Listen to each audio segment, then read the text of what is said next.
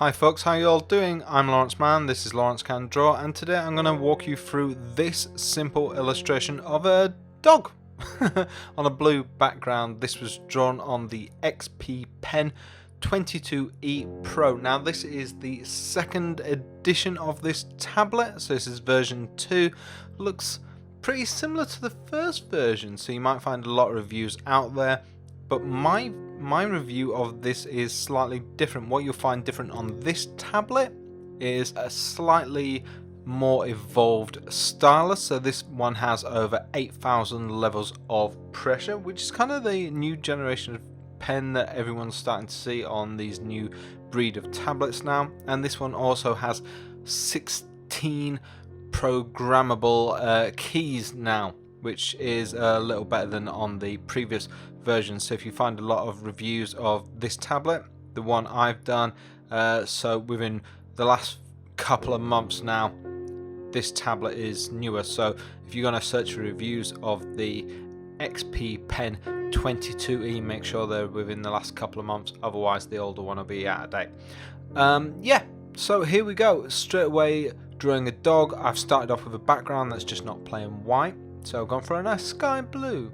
Why? Just because I want it to be cheerful. And then we're just sketching really roughly with a kind of medium-sized brush. We're just, I could have done this white background with a black brush, but I'm just changing this up. And I've gone for white because I want to catch the highlights that go around the edge of the dog. And typically when you look at, say, a blonde-haired dog, all those little highlights that you find around the edge are kind of little white hairs that stick out. And that's very important to kind of think about. I had a dog when I was younger for around 18 years. That's how long my dog lived. So I know about all those little white hairs. This dog I'm doing blonde, so yeah, this is a blonde Labrador.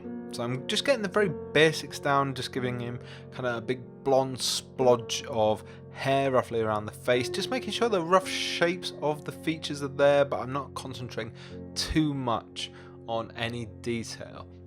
Photoshop's basic brush, so you can follow along in any application you want, no matter what you're using.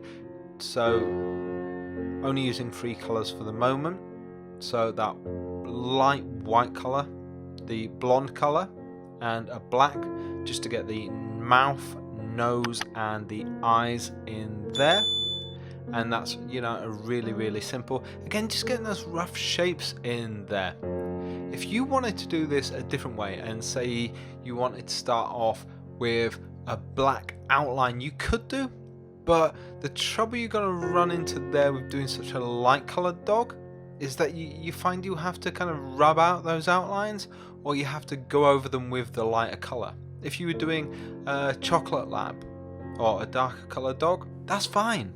It's just when you're doing a lighter coloured dog like this, you find that it's better to draw in the lighter colours. It's the same with anything, if you're drawing a superhero or whatever you're drawing. Maybe better off to start in the lighter colours. Draw your pencil lines, for example, in the lighter colours. It's just one thing to think about. If your finished character is green, draw in a green colour.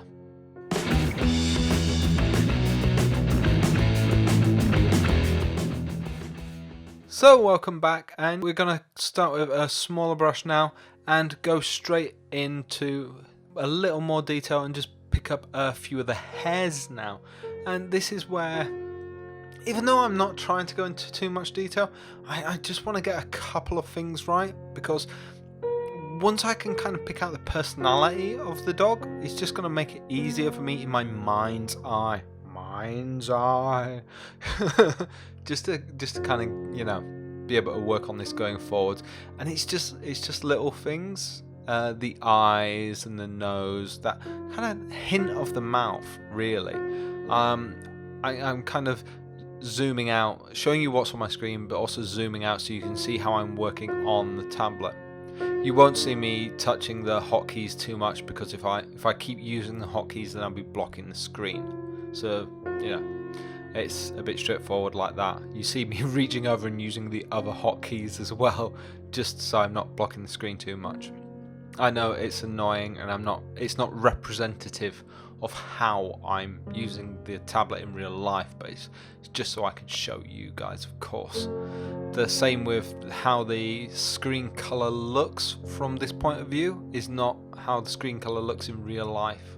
Obviously, when you're videoing a screen, it doesn't look real unless you've got a really expensive camera.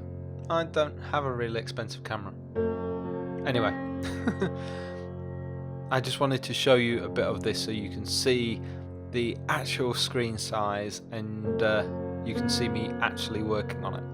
This is a 22-inch screen. It's a really decent size. Well, I think it's 21.5 inch, but it's a good size screen. It's got 16 programmable hotkeys, and it's, you know, it's only 1920 by 1080 resolution, but that resolution, while it's not 2K, 4K, whatever, once you actually get to grips with it and just start settling down working on it, you don't mind it. You actually don't mind it. You know, you can see here that I'm actually managing to do decent artwork on it, and you'll see by the end of this video, if you watch this all the way through, or if you even skim, watch it at double speed if you want, and hear me doing a really chirpy voice. But you'll see that, you know, resolution of a screen, I can actually do some decent work on that regardless. Now, I'm just, like I say, moving ahead with a smaller brush and just filling in the details. Now you could use kind of a generic hairbrush if you want to be one of those people who uses custom Photoshop brushes. Yeah, no, go ahead, do that if you want. Personally, while I do use them for some things, I never use them on hair. It's just because I believe you can truly get a more realistic hair kind of look and feel by just knuckling down and drawing individual hairs. Some people say you can't, but as far as I'm concerned, if you use a Photoshop brush for hair, it looks like a Photoshop brush. But if you sit there and actually just put in the hard work, it doesn't take that long. You know, you'll probably spend an extra day just drawing hair, but it's an extra day well spent. It just depends, you know, what you want to do. So for me, I'd rather put in the hard work and draw the hair. This video is half an hour long. I sped it up a tiny bit. It's probably took about 40 minutes. And yeah, for me, you'll see the amount of work I put into this. If I put in another couple of hours, I think this would have been really lovely. But yeah, I mean, so far you can see already we're about under 10 minutes in, and it's already looking quite nice. You can already see where it's going here. The front end of the snout and the eye is already, you know, really building up to it. And I think, you know, I think there's some real sense of the actual animal, the dog, coming in here. And realistically, there's only about 4 or 5 colours at play, but I think that blue really helps him pop out as well. And I think had I started this with black, just on white, yeah, he wouldn't have been anywhere near where he is now. You know, I used to do a lot just on a grey background, and for me, yeah, that just wasn't as good. A lot of artists do that. I draw a lot in black and white in mono, and then move into colour, and you can see that in a lot of my other videos. You can see that a lot of draw tests in my reviews, and that works really well. But I change the way that I work in virtually every illustration that I do. I try and change the way that I work a little bit, and it helps me become a better artist. And I think if you tried that as well, it might help you.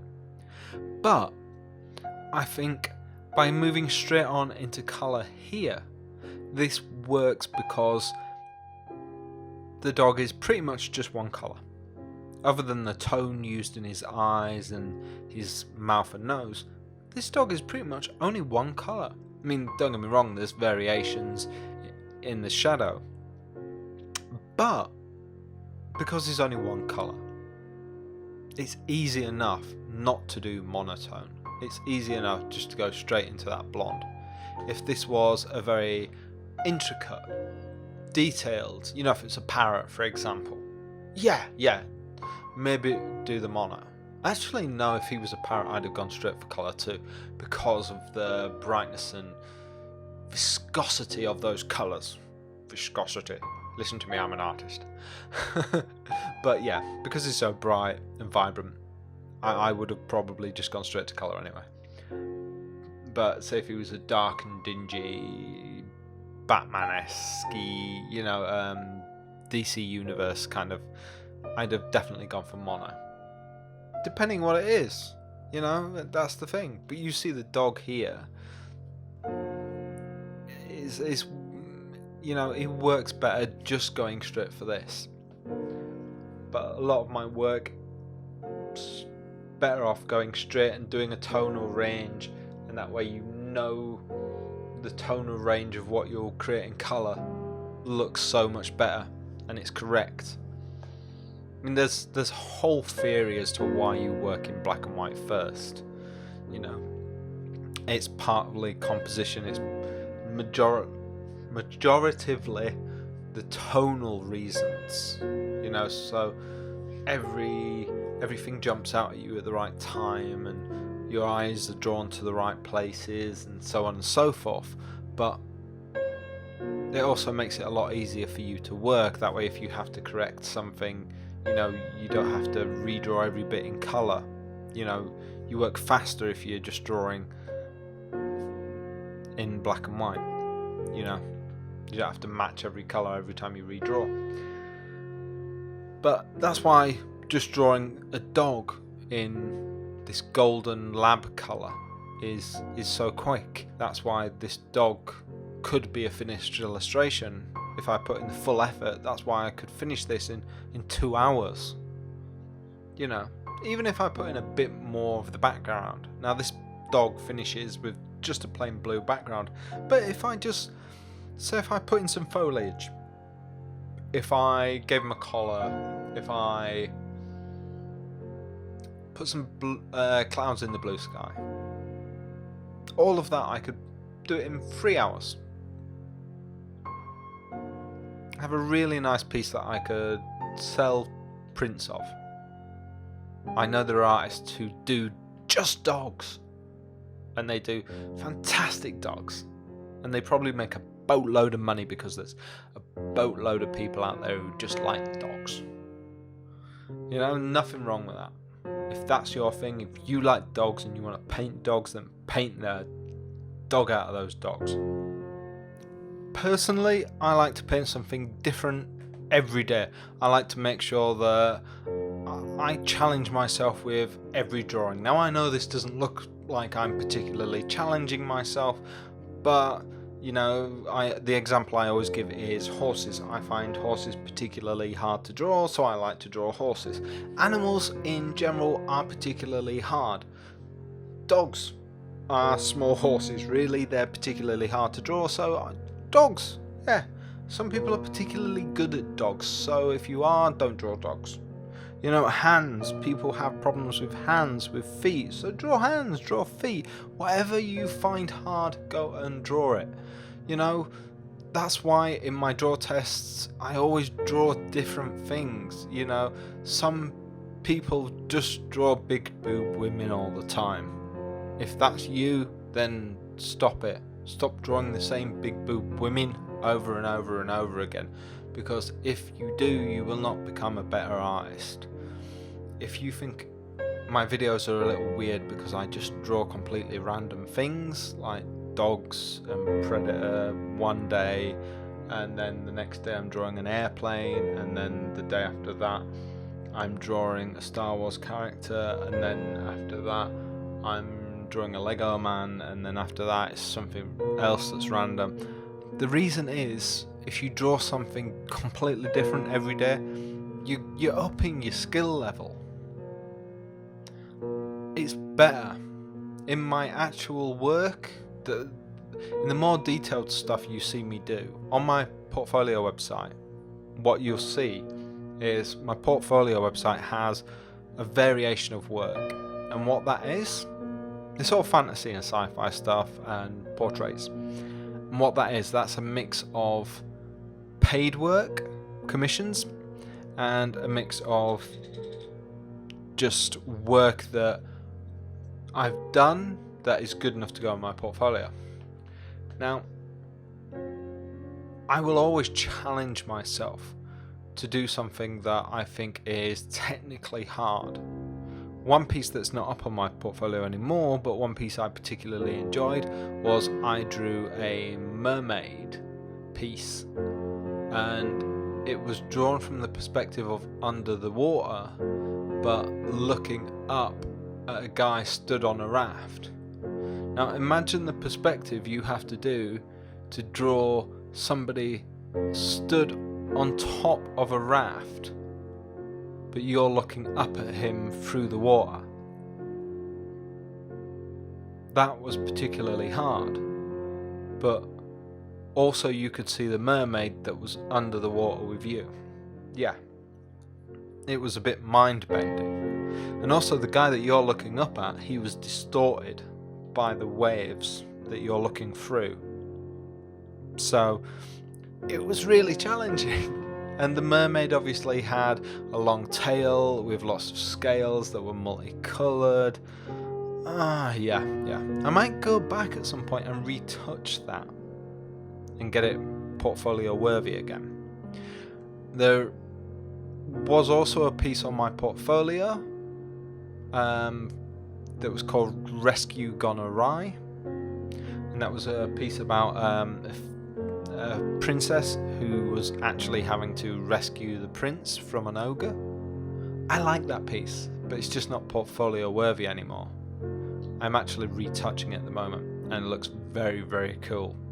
I am recording all of the retouching work, and that will have a voiceover put to it, and that will be put up on YouTube, and everybody will be able to watch that. But yes, that is looking very, very cool. That has had a lot of hours put back into that. But yes, that will be one of the finest pieces on my portfolio when it's done.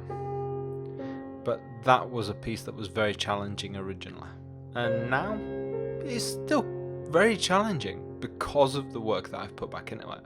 And you should always challenge yourself, and that's the whole point. This dog is coming along really, really nicely now. I know I've whittled on about that, but I mean, there hasn't been too much to say about this drawing. It's just basic line work. If you're wondering, this doesn't feel like too much of a tutorial. It's just about putting in the effort.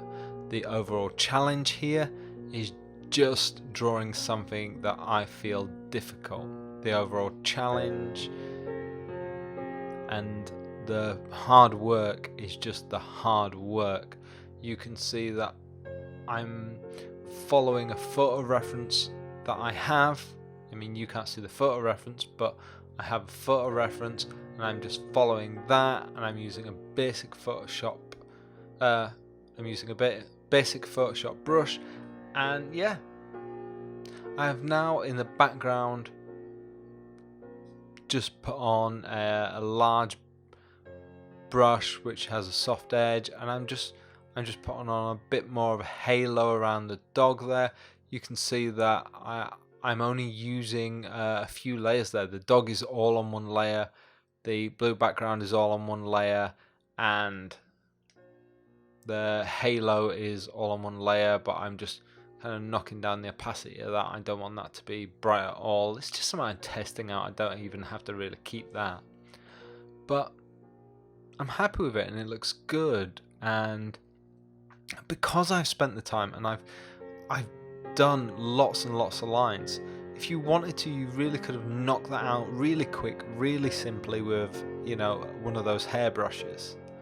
But I didn't want to. I wanted to sit there and draw every line, every hair with a small brush. And because of that, the detail, the shading on the dog looks like a dog. And that's why I keep telling people about using Photoshop brushes. If you use a Photoshop brush, it looks like a Photoshop brush. If you use an individual brush, it looks like an individual hair. To me, look at that. That just screams exactly what I wanted it to scream. You know, those little individual hairs. Yeah, I'm totally happy with that. And this might not be the most flashy, big, expansive tablet ever, but it got the job done. Like I said in the actual review video that I did for this tablet, I'd like softer nibs. You can soften these nibs up if you get a little bit of soft sandpaper and just scuff them up a bit. Just take out the nib, scuff it up a little bit with a soft bit of sandpaper or even a sanding block. Just scuff it up a tiny bit and then put the nib back in. That'll help you a bit. I'm just gonna put another layer on and then just get some extra colour in here. See, this is what I was saying before, you're working basically on one colour, but here's the bit where you can just add in an extra touch of colour over the top. Just brings it to life a bit. And like I say, you know, you could just carry on and add some clouds into the background, add some trees into the background. Do what you need to do. But personally, it's at the point where I think I've proven the drawing tablet does its job well. But I also think the dog just looks nice. He could have had a collar, but I just don't think he needs one. It's just nice enough. I might come back later and carry on, but I just don't think I need to. What do you think about all this? I'd love to hear your opinions and comments in the section below. Do you think the dog's finished yet? Do you think he needs a collar? Do you think he needs clouds in the sky behind him? What do you think of the drawing tablet, the XP Pen 22e Pro? You know, have you watched my review yet? I'd love to hear your opinions. You can drop them in the comments there or here. I don't mind.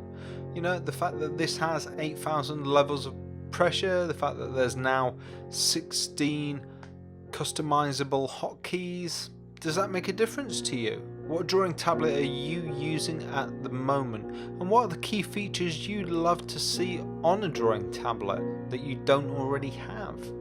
That would be very cool to know. So, moving along, I'm just going and retouching bits of the hair that I wasn't keen on and doing some smoothing out as well. One thing you have to do when you've been drawing individual hairs is just finding those hairs that you're not 100% on and either drawing hairs over the top or using a smoothing brush. And that's called several different things in several different applications, but yeah, you'll find a smoothing tool and you just going over the tops of those hairs that you've drawn with that will make them look less like individual brush strokes and more like hair. It really finesses them. And whether I'm drawing human hair or fur, no matter what I'm drawing, it really helps blend them together. Obviously in certain applications that is called a blender brush.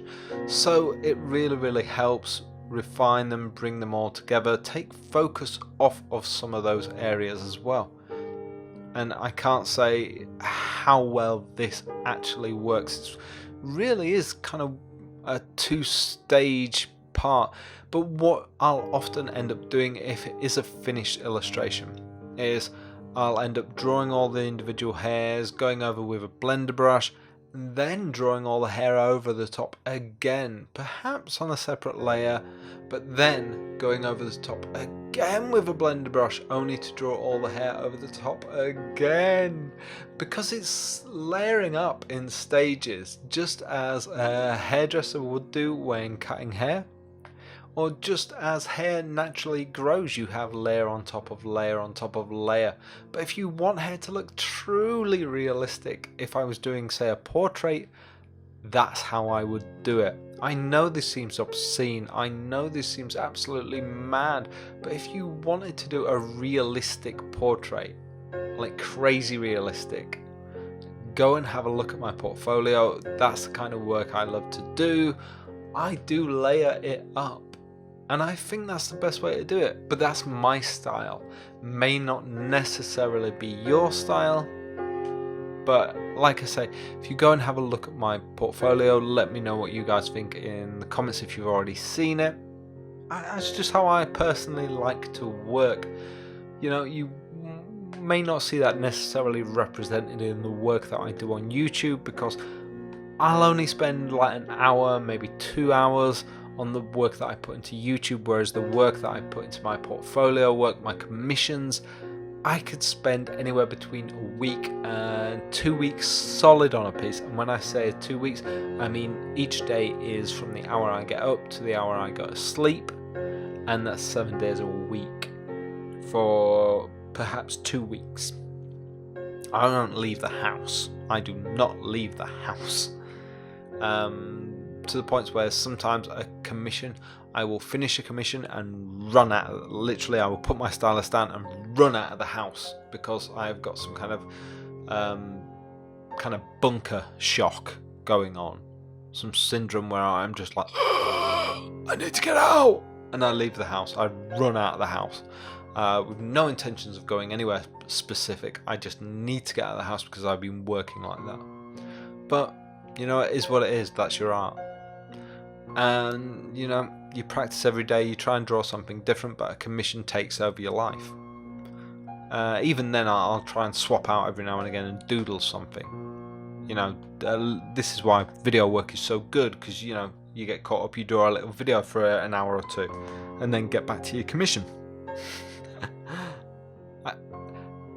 I've got my reference image off to the side, and I'm just tweaking little bits, looking back at my reference image here, and just making sure that the dog looks like the dog that, you know, that I've got. And it's almost there, it's 99% there. I'm happy with it. Emotionally, it looks like a real animal, and that's the main thing. I think I captured the eyes. I think even in a dog, the mouth looks real, and I'm happy with that. I think painting animals is actually a skill in itself. There are certain things that are skills. Vehicles, cars, aeroplanes are skills. And then you've got futuristic concept car, vehicles, robots, that kind of thing is a different skill set. Realistic animals are a skill set. Like this, only a touch better. You know, you see some people who draw animals and you can see their soul, and it's just, that is a skill set. I'm not saying this is it. You know, there are people who can do better than this, and I'm, you know, I think I could be there with practice. I don't do it enough, but I've seen some people do it and I'm like, oh my god, that thing is alive. Those guys you have to take your hat off to. There are guys who do like creature concepts and that. They're not the same. They are not the same. Those guys are good, but it's a different beast. Ha ha ha ha ha. But, you know, concept art is a different thing, because it's the idea generation that makes a concept artist, not the ability to draw in itself. You have to be able to draw, but the idea generation thing is what's important with a concept artist. If you want to be a concept artist, then you have to be able to draw lots of different things, which is why what I was saying about drawing different things every day, that is an extremely important lesson if you want to be a concept artist. Drawing animals is always an important skill as well. So I'm pretty much done here. My signature, something I kind of scribble down on everything, even if as long as I'm relatively happy with what I've done anyway. My signature never really changes. It gets a bit sloppier now and again. I haven't made my brush thin enough, but yeah, I'll do. I can always transform it, rotate it, everything I need to do. I never seem to get it exactly in place when I want it, but hey, I always seem to tweak the colours a bit once I've done it. You know, the mark of an artist. It's changed a lot over the years, but I'm kind of happy with how it is at the moment. I don't like to change it up all the time. So there you go. That's me completely happy with it. Enough for now. Like I say, I might come back and tweak this one a bit, but I've got some other illustrations that I'll probably come back and tweak first. Let me know what you guys think in the comments below. I'll see you later. Stay creative and have fun.